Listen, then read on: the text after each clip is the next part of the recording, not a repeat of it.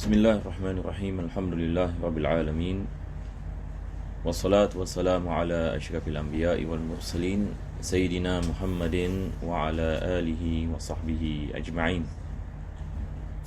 Alhamdulillah, para jemaah yang dirahmati Allah Subhanahu wa ta'ala, InsyaAllah kita memulakan pengajian kita pada hari yang bahagia ini dengan kita memanjatkan kesyukuran kita kepada Allah Subhanahu wa ta'ala yang telah memberikan kepada kita kesempatan untuk kita meneruskan, dan kita berdoa mudah-mudahan Allah menjadikan kita di antara hamba-hamba yang bertakwa dan menjadikan kita di antara mereka-mereka yang sentiasa mengingatinya pada tiap-tiap masa dan keadaan.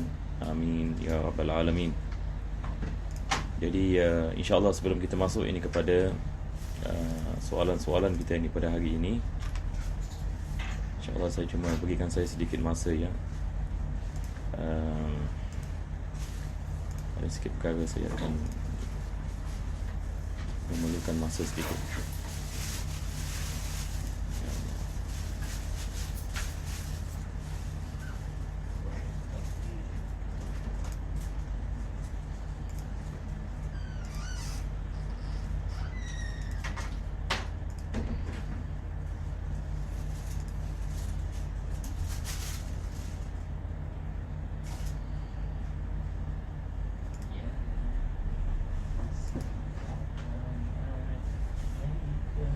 Jadi sekarang insyaAllah kita akan kembali ini kepada soalan kita.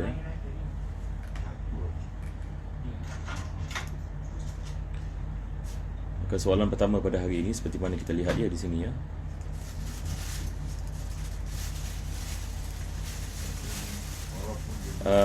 Soalan ini menanyakan,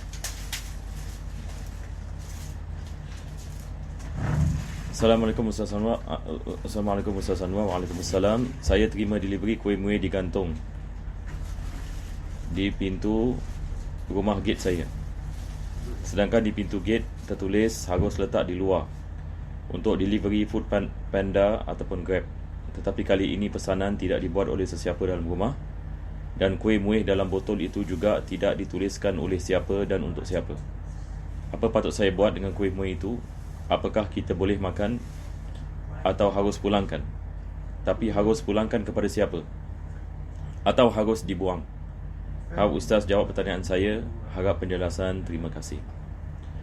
Jadi soalan ini seperti mana kita lihat di sini, dia menanyakan tidak ada orang yang di dalam rumah tersebut yang kirim ataupun yang membeli kuih, akan tetapi dia mendapati kuih itu berada di luar rumahnya. Ini adalah khulasah ataupun kita mengatakan apa yang ni sebagai rumusan apa yang ini yang ditanyakan. Maka ingin saya mengatakan soalan ini kalau kita balik ini kepada kita fikih kita, ia dibicarakan dalam bab yang dikenali sebagai bab al-luqatah. Ini kita baru tak silap saya 2 bulan lepas kita membicarakan tentang bab luqatah dalam kitab Fathul Qarib pada hari Jumaat ya. Pada hari Jumaat ini selepas maghrib. Berkenaan dengan makanannya, kalau sekiranya kita jumpa makanan, kita diberikan beberapa pilihan. Yani sama hukumnya, misalan kalau kita berada di luar misalan dan kita lihat ada bungkus nasi lemak ini misalan, ataupun ada bungkus ini nasi biryani misalan, dan benda ini betul-betul dekat tengah jalan dan sebagainya. Kalau kita tidak memakannya, maka dia akan rosak. Kalau kita tidak memakannya, maka dia akan rosak. Kita meninggalkannya sama juga ini dia akan rosak. Maka Islam ini memberikan kepada kita pilihan. Kita boleh ini memakannya dan selepas itu kita jamin harganya. Apa maksud ini memakannya dan jamin harganya? Maksudnya kita memakannya kalau sekiranya pemiliknya datang misalnya selepas ini kita makan dan dia mencari nasi ni misalnya ataupun kuih muih ni dan sebagainya. Dia mengatakan saya letak kuih saya di sini dan sekarang, dan kita telah memakannya misalnya, maka diwajibkan kita membayar harga makanan itu. Jadi saya memberikan misal ya, yakni kembali kepada soalan ini, dia mengatakan ada kuih muih ini dia di luar, ini rumahnya. Jadi di sini kita ada pilihan, sebab kita tidak mengetahui siapa yang memiliki ini kuih muih ini. Kalau kita nak kasih balik kepada pemilik dia, masalah kita tidak kenal ini kepada pemiliknya. Kalau kita biarkan saja di luar rumah, apa jadi? Dia akan rosak. Betul ke tidak? Jadi daripada dia rosak, lebih afdal ini kita memakannya. daripada dia rosak, ini lebih afdal ini kita memakannya dan kita menjamin harganya. Yakni kalau sekiranya kita memakan kuih muih itu misalan, selepas itu yakni datang pemiliknya ketuk rumah kita. Dia mengatakan, tadi saya ada letak kuih saya di sini. Sebagai misal, saya ada letak kuih saya di sini, dan saya nak balik ini kuih saya. Maka apa yang diwajibkan ke atas kita adalah kita membayar ganti rugi. Dan kita terangkan ini kepadanya. Kita mengatakan kuih muih ini kita tidak mengetahui siapa yang punya, dan kita takut kalau kita meninggalkannya maka dia akan rosak, maka kita memakannya. Dan dibolehkan, dihalalkan ini memakan benda yang luqatah kalau sekiranya dia dalam bentuk makanan. Apa yang tidak dibolehkan kalau dalam bentuk wang? Kalau sekiranya dalam bentuk wang, maka tidak dibolehkan. Ataupun dalam bentuk barangan misalan, barangan yang tidak boleh rosak. Yang ni misalan kita jumpa di luar rumah kita, yang ni misalan jam.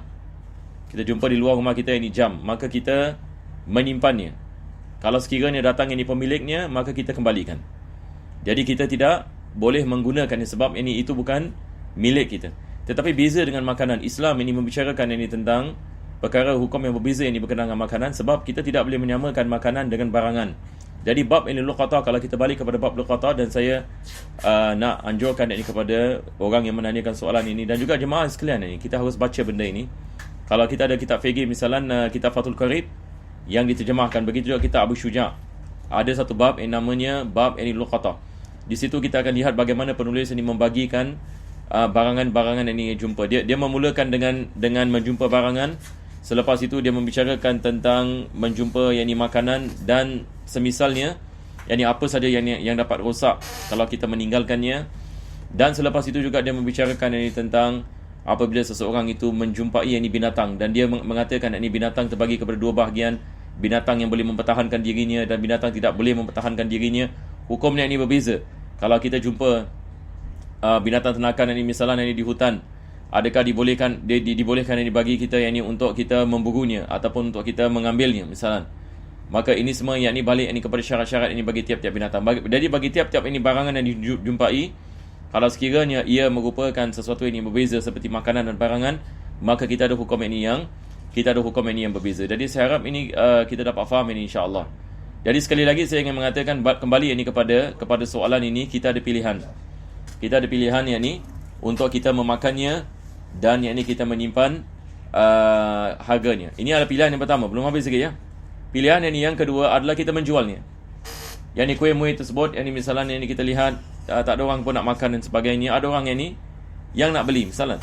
Maka kita menjualnya dan kita simpan harganya. Apabila datang pemiliknya dan dia mengatakan mana kuih saya, maka kita memberikan harga yang kita dah dapat hasil daripada penjualan itu. Jadi kita ada pilihan, sama ada kita memakannya ataupun kita menjualnya. Dan dalam kedua-dua keadaan kita menyimpan yakni harganya.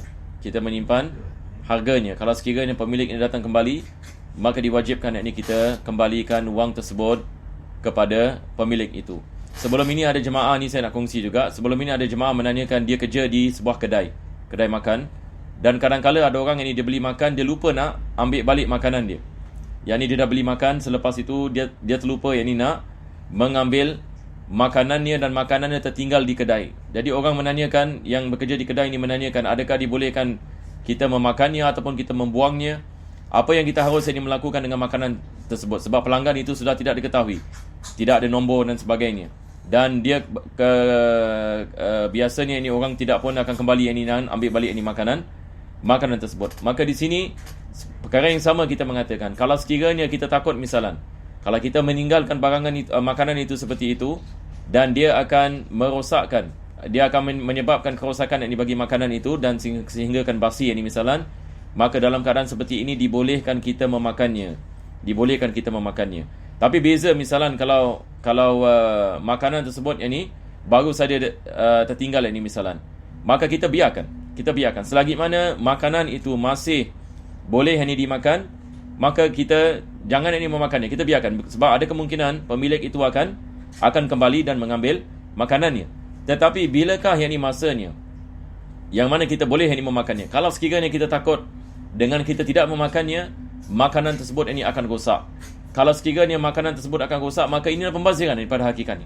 Mana lebih baik makanan itu rosak dan kita buang, ataupun kita mengambil manfaat ini daripada perkara tersebut dan kita menjamin harganya. Maka di sini kita membicarakan juga ini berkenaan dengan pembaziran dan diharamkan kita membuangnya. Sebab soalan ini menanyakan adakah dibolehkan kuih muih itu dibuang. Haram ini hukumnya kita membuang ini makanan.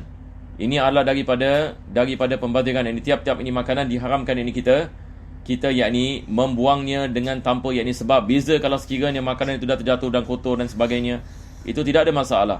Tetapi ini membuang ini makanan dalam keadaan seperti ini maka tidak dibolehkan.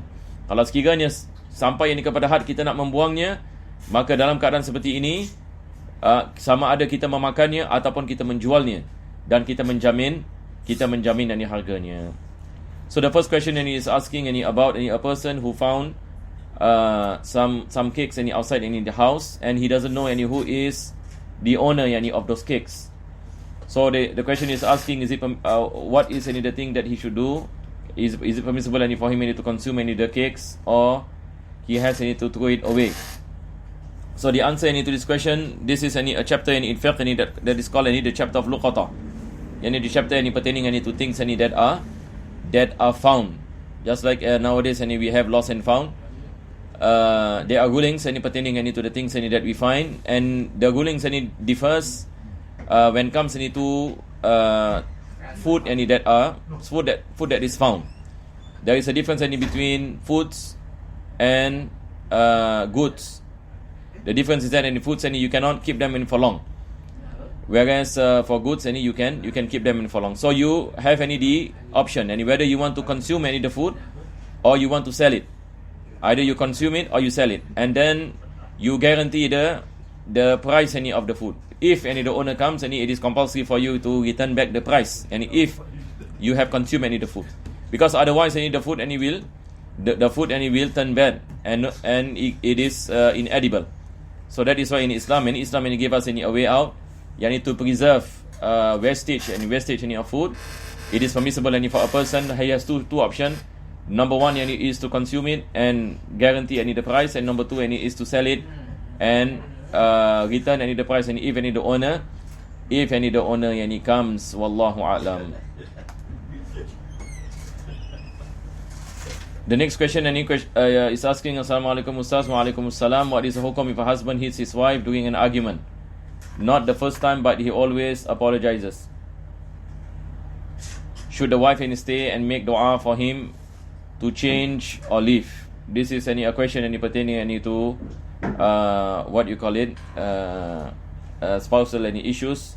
That every time doing argument, the wife is saying that the husband beats her.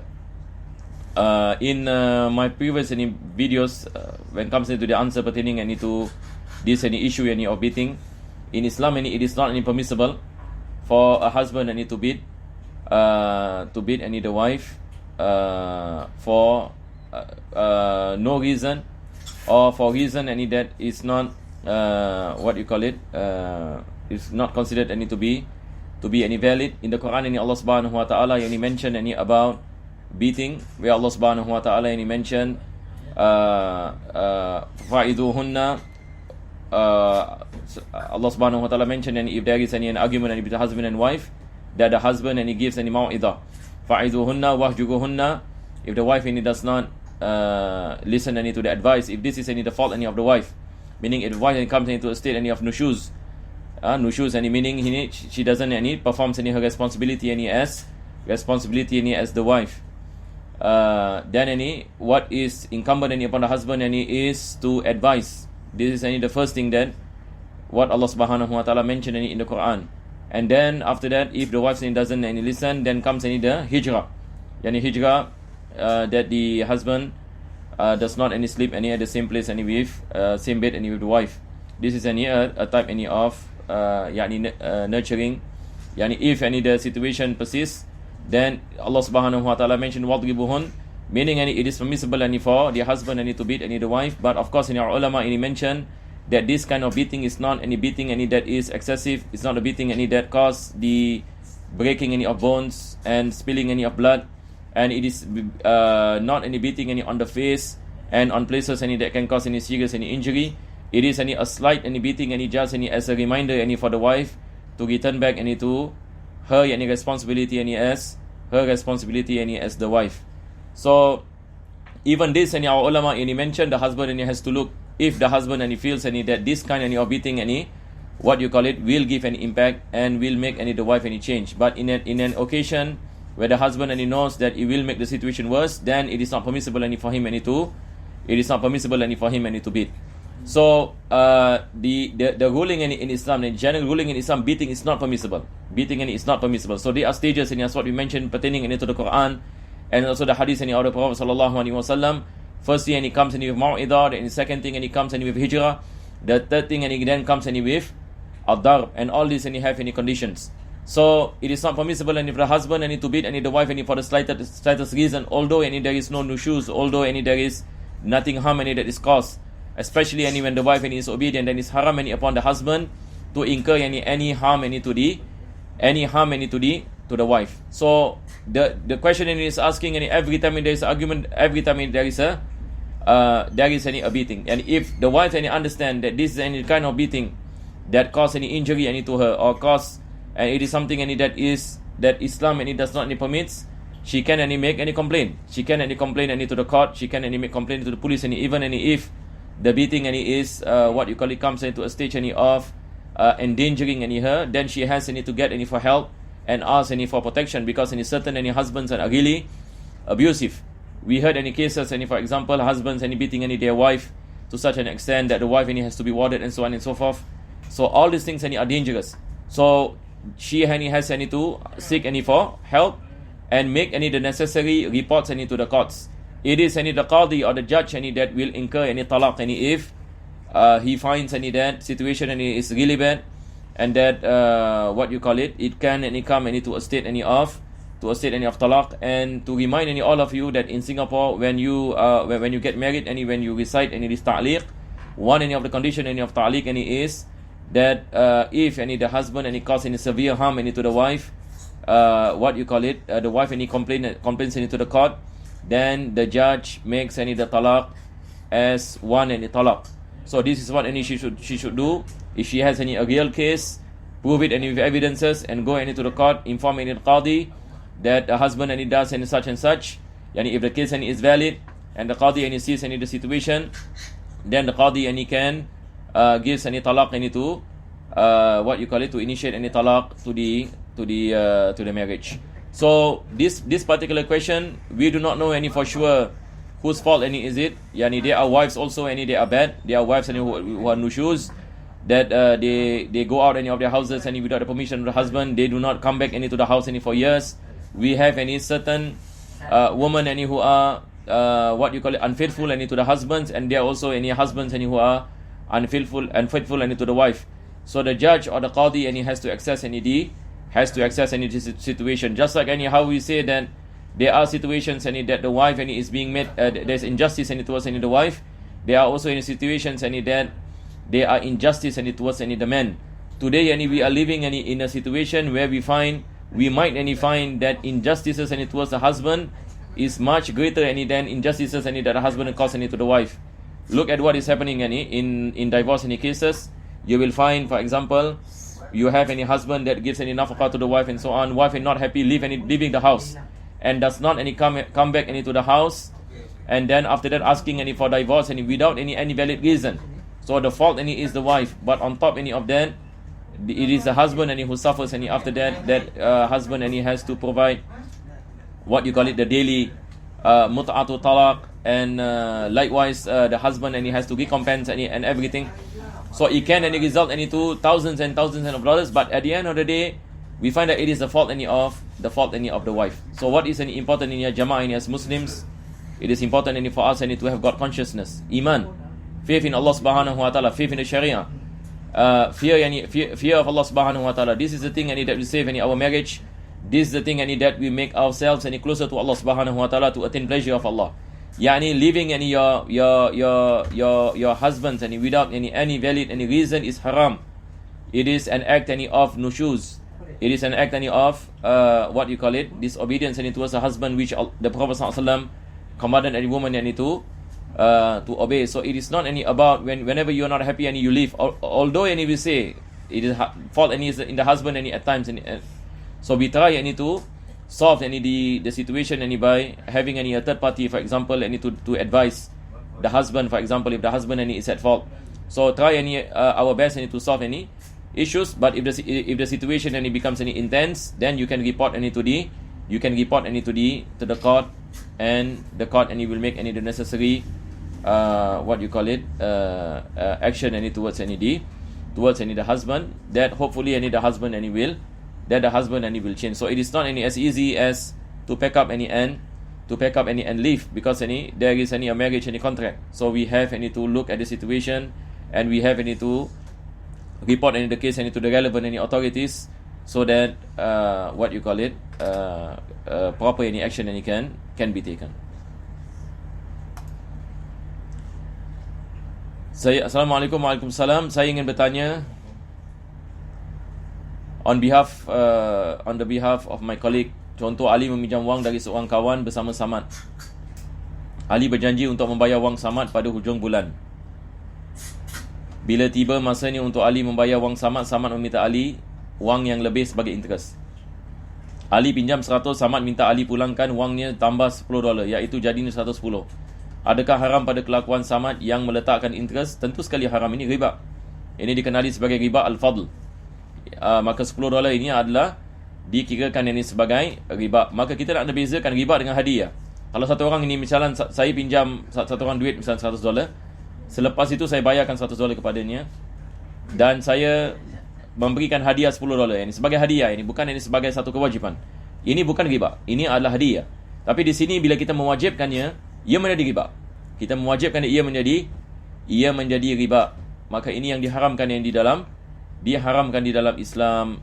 Rabbana taqabbal du'ana innaka antas samiul alim wa tub 'alaina innaka antat tawwabur rahim wa akhtim bis salihati a'malana wa ajana ya Allah karim bi fadli subhana rabbika bil 'izzati 'amma yasifun wa salamun 'alal mursalin walhamdulillahi rabbil alamin. Taqabbalallahu minkum.